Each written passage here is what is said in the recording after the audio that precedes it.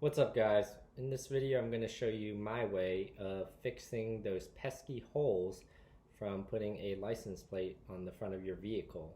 I got my car from out of state and I don't need to have a front license plate, but they installed this on the front bumper. As you can see, they drilled these 4 holes, so I'm going to fix this. So I just got back from Home Depot and let me show you guys what I picked up. In the specialty hardware section, I got these hole plugs and they are 3 and 6 inches in size. And so these look like the bumper plugs, however they are a lot thinner in diameter, and hopefully the goal is to avoid drilling the bumper to make the hole bigger to put those plugs in. And so my materials are these. They were 83 cents for a pack of 2. I have some tweezers here that, make it paint on it. I don't really care. I have some alcohol wipes that I will use to wipe off the plugs so that there's no blemishes or anything like that. And they look like this. I think a cotton ball with some rubbing alcohol is good enough. And then lastly, I just got this in the mail. And so the paint, I got this from Amazon, and this was only $20. It is from Auto Paint Depot, and I told them my paint code. And so for this particular instance, my paint code is C1H. And so I open it up, and it comes in like this. It has all my information here. And then looking on the inside, it comes like this. It has a nice little orange thing here that tells you about COVID and how they made sure everything is professionally clean. I have some brushes here, which is nice. And then what's nicely packaged are these 2 paints here. So I have the paint itself, which is C1H, BMW C1H. And then also I have clear coat. And they also gave me some instructions as well. And again, I'll place the link in the description. And so this is what I will use.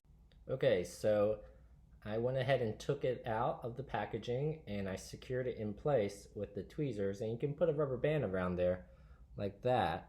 And so it keeps it held in place. It's not going anywhere. And this will help you paint it pretty well.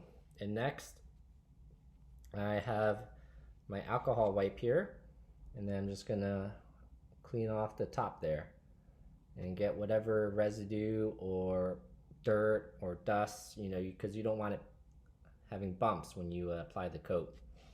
And then secondly, I have my paint here, and it says to shake it well, and so you give it a good shake, and then we will apply it.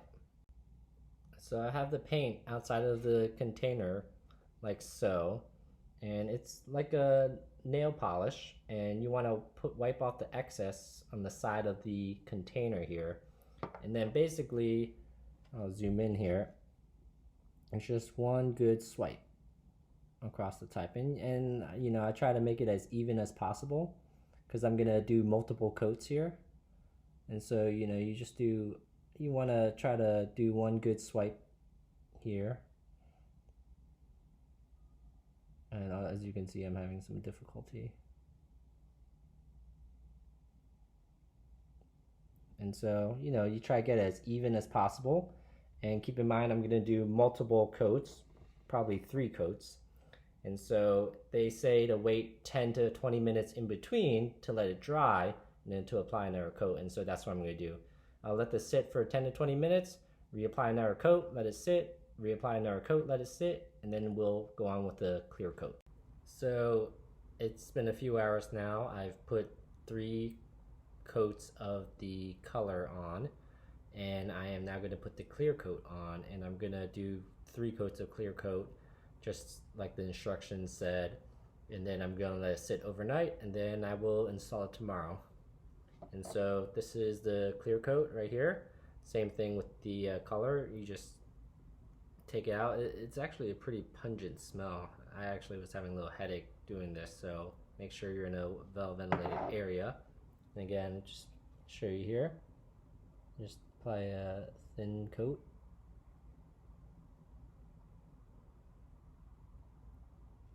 And that should be it. I'll let it sit overnight, and then we'll see how it looks tomorrow.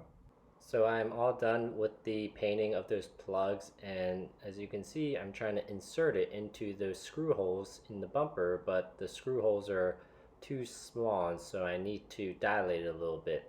So I'm taking the screwdriver and just inserting it in there just to make it just a little larger so that I can insert this plug. So now that it's dilated, be sure to push that excess plastic stuff inwards so that when you push the plug in, it doesn't stick out and look bad. And so now that I've dilated it, I can easily push the plug in. And again, you know, there's a little bit of force to get it in, but once it's there, it will stay there, and it looks pretty good. So they are all in now, and looking from afar, you can barely tell, and you can see that the plugs have well matched the color of the car. So there you have it. This is my way of fixing those holes that are drilled in from your dealership for a front license plate. It is a cheap and affordable way to do it, and I think it turned out pretty good. So comment below for your feedback. I put the links for the products that I used in the description, and hit a like below. Thanks again.